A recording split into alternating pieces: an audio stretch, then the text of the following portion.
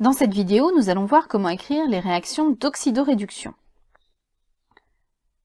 Tout d'abord, un petit rappel. Une réaction d'oxydoréduction met en jeu un transfert d'électrons entre l'oxydant d'un couple et le réducteur d'un autre couple. Un couple redox est toujours noté oxydant à gauche, réducteur à droite. C'est une écriture que l'on retrouvera à chaque fois. Voyons maintenant la méthode générale. Il y aura 3 étapes pour écrire l'équation finale. Tout d'abord, il faut identifier l'oxydant et le réducteur qui réagissent ensemble. Puis il faut équilibrer les demi-équations. Et enfin, on finit par combiner les demi-équations. Nous allons détailler ces 3 étapes dans les 2 exemples suivants. Le premier exemple, donc on souhaite écrire l'équation de l'oxydation du zinc solide par l'ion cuivre 2. Pour cela, nous allons avoir besoin des couples redox. Ils sont généralement donnés. Pour notre exemple, les voici. Le premier, le couple Cu2+ aqueux, Cu solide. Donc l'ion cuivre 2 et le cuivre solide. Le deuxième couple, Zn2+ aqueux, zinc solide. Donc l'ion zinc 2+ et le zinc, le métal zinc. Première étape, il faut identifier l'oxydant et le réducteur parmi les réactifs. C'est la phrase d'introduction qui va nous indiquer donc l'oxydant et le réducteur.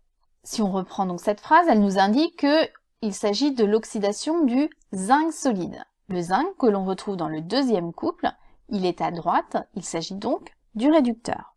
Le deuxième réactif, c'est l'ion cuivre 2 que l'on retrouve dans le premier couple, il est à gauche, c'est donc un oxydant. Pour l'étape suivante, il faut équilibrer les demi-équations. Donc on a les 2 couples mis en jeu, j'ai laissé en rouge donc les réactifs. Pour équilibrer ces demi-équations, on va procéder en 3 grandes étapes. Toujours les mêmes, toujours dans le même ordre. Première étape, on commence par écrire les réactifs à gauche et les produits à droite.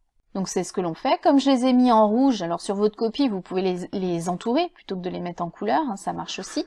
Donc le l'ion cuivre 2, on le laisse à gauche, c'est l'oxydant. Le zinc, cette fois-ci, on le met à gauche, c'est le réducteur. L'étape suivante, il va falloir équilibrer les atomes.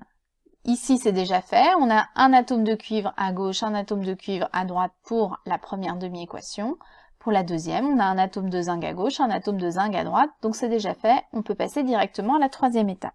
La 3e étape nous indique qu'il faut équilibrer les charges. C'est-à-dire qu'on va ajouter des électrons qui doivent toujours se trouver du côté de l'oxydant.